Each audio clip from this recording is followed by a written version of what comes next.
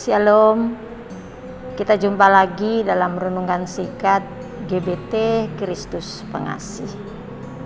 Bapak Ibu Saudara sekalian, kita selalu mendengar orang berkata, bahkan juga sering kita ucapkan, Tuhan itu baik.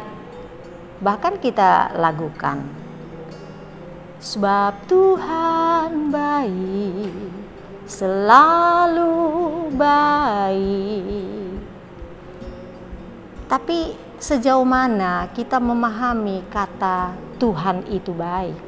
Satu saat saya nelpon ke Manado dan saya katakan, halo, apa kabar di sana?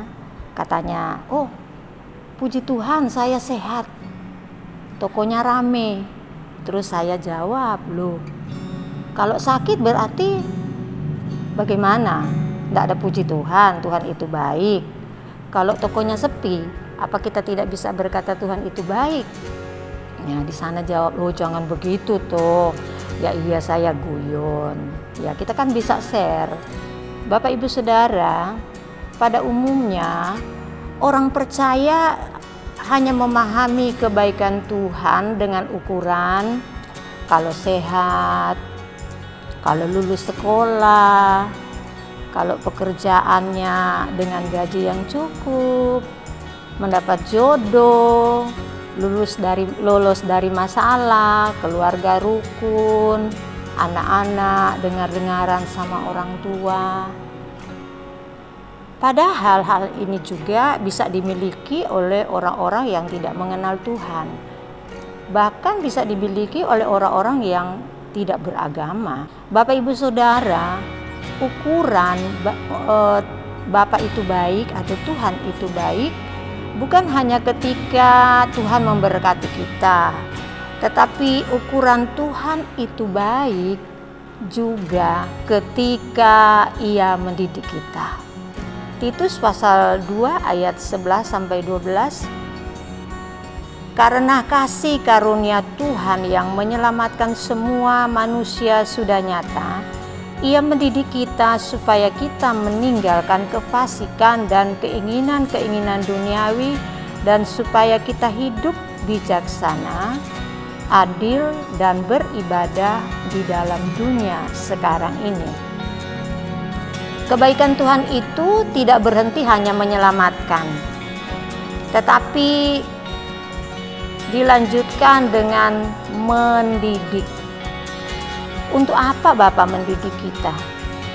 Supaya jadi bijaksana, adil, beribadah, atau supaya karakter kita berubah menjadi dewasa.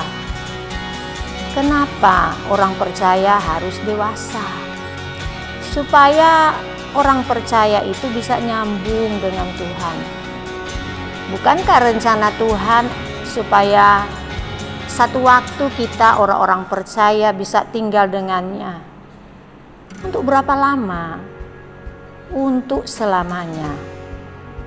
Nah, Tuhan mau mendewasakan kita lewat peristiwa-peristiwa yang terjadi dalam hidup kita. Antara lain melalui doa yang tidak dikabulkan oleh Tuhan.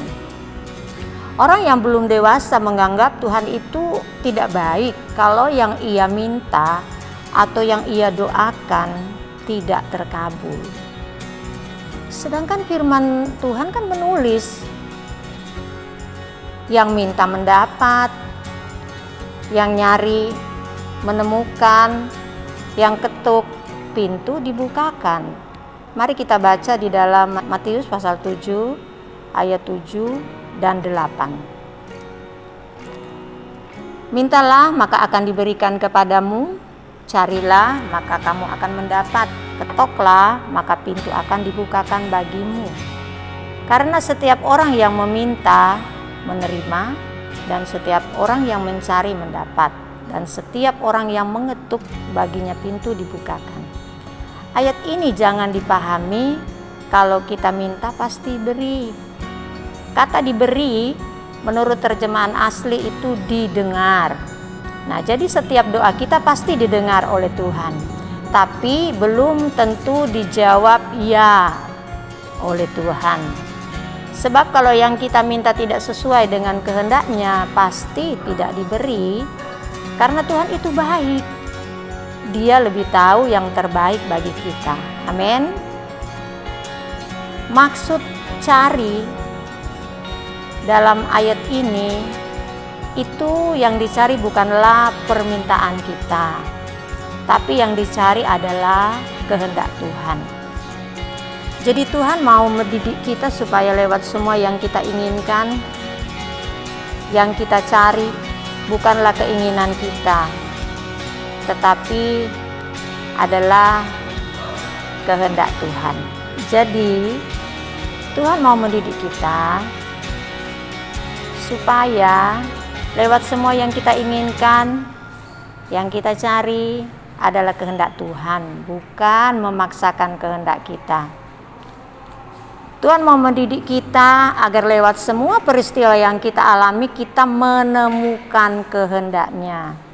Dan kehendaknya itu kita kenakan di dalam kehidupan kita setiap hari. Nah, kiranya kebenaran ini semakin mendewasakan iman percaya kita dan semakin seperti dengan yang Tuhan mau. Haleluya. Mari kita berdoa. Terima kasih Tuhan Yesus, biar kebenaran pada pagi hari ini memberikan kami atau menuntun hidup kami makin memahami kebaikan-Mu di dalam kehidupan kami, sehingga kami bisa menjalani kehidupan ini dengan penuh syukur, dengan meyakini bahwa Engkau selalu tahu yang terbaik dalam kehidupan kami. Di dalam nama Yesus kami bersyukur. Haleluya. Amin.